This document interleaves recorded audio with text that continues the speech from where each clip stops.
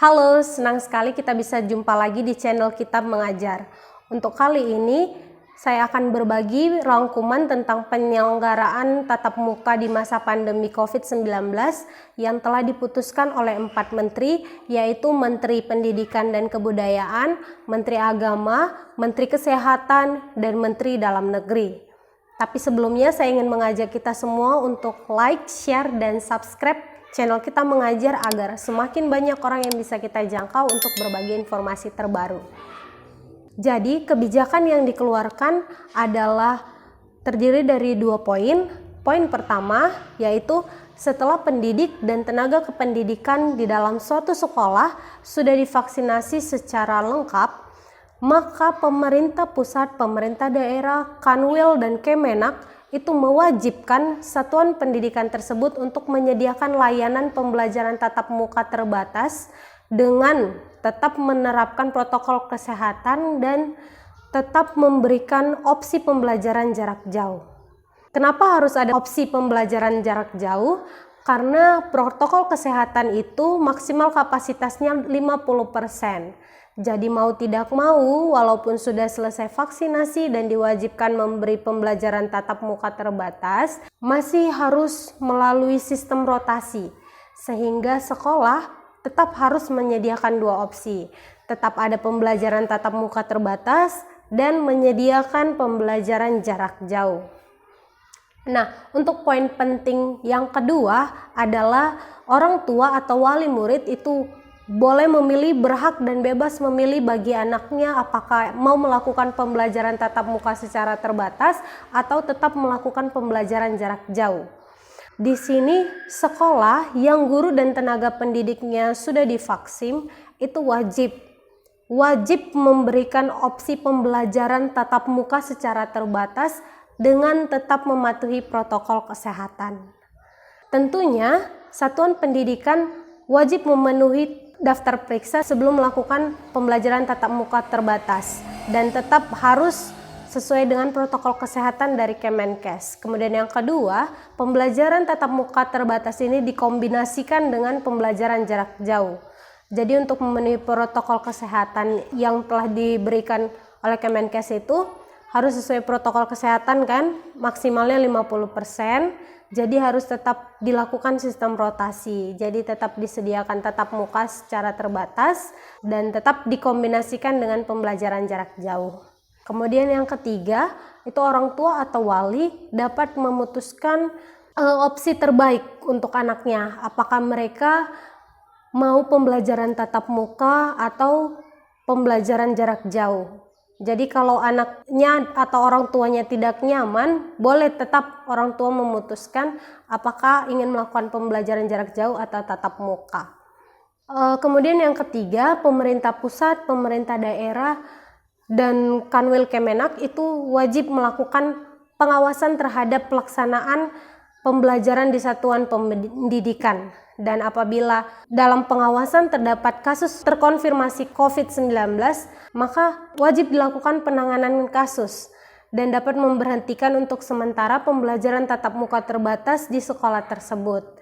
Jadi kalau ada infeksi di satu sekolah, bisa dengan segera ditutup pembelajaran tatap muka itu selama infeksi itu masih ada terjadi.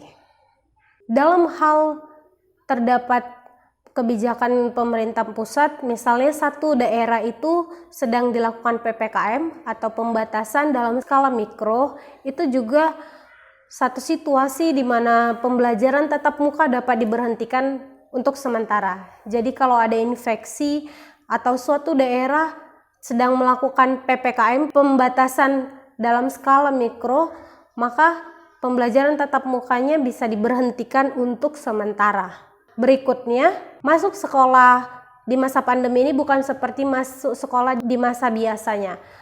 Kondisi yang terpenting itu tetap jaga jarak, minimal 1,5 meter, dilakukan social distancing antara bangku dan kursi siswa, sehingga maksimal dalam satu kelas itu 18 peserta didik. Nah, yang biasanya 36 peserta didik, sekarang hanya 18 peserta didik. Sekolah tetap bisa bebas mau melakukan pembelajaran tatap muka itu hanya 2 kali seminggu itu boleh, atau mau dilakukan 3 rombongan belajar atau 2 rombongan belajar itu silakan. Yang terpenting saat ini adalah sekolah mulai membuka pembelajaran tatap muka secara terbatas dengan catatan guru dan pendidik itu sudah divaksinasi secara lengkap. Sekolah di sini diminta untuk memberikan opsi pembelajaran tatap muka terbatas secara bertahap dengan tetap mematuhi protokol kesehatan, yaitu tetap pakai masker, mencuci tangan pakai sabun, dan tetap menjaga jarak dan mematuhi protokol kesehatan.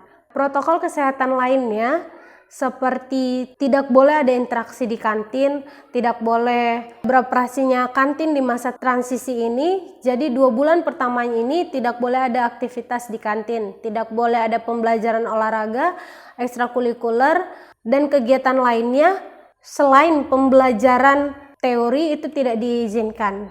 Tapi pembelajaran di sekitar lingkungan tetap diperbolehkan dengan tetap menjaga protokol kesehatan.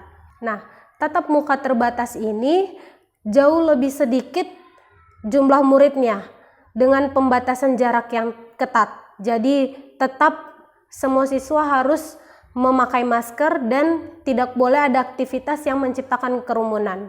Peran aktif dari setiap kepala sekolah dari satuan pendidikan itu dan Kemenak sangat dibutuhkan untuk memastikan pembelajaran tatap muka bisa berjalan dengan aman. Diharapkan semua kepala sekolah secara konsisten memberikan edukasi pelaksanaan pembelajaran tatap muka dan mematuhi protokol kesehatan. Jadi disiapkan juga Satgas COVID-19 di daerah masing-masing dan tetap langsung melakukan penanganan kasus jika ada yang positif terkonfirmasi COVID-19. Jadi seluruh kepala satuan pendidikan atau kepala sekolah diharapkan selalu siaga. Dan tentunya pemerintah daerah, kantor Kanwil dan Kemenak itu harus selalu memastikan pemenuhan pelaksanaan checklist protokol kesehatan di masing-masing sekolah itu betul-betul dipatuhi sekolah. Dan juga melalui Dinas Perhubungan dapat dipastikan adanya akses transportasi yang aman dari atau ke satuan pendidikan. Dan juga bekerja sama dengan Satgas COVID-19 daerah melakukan testing dan tracking.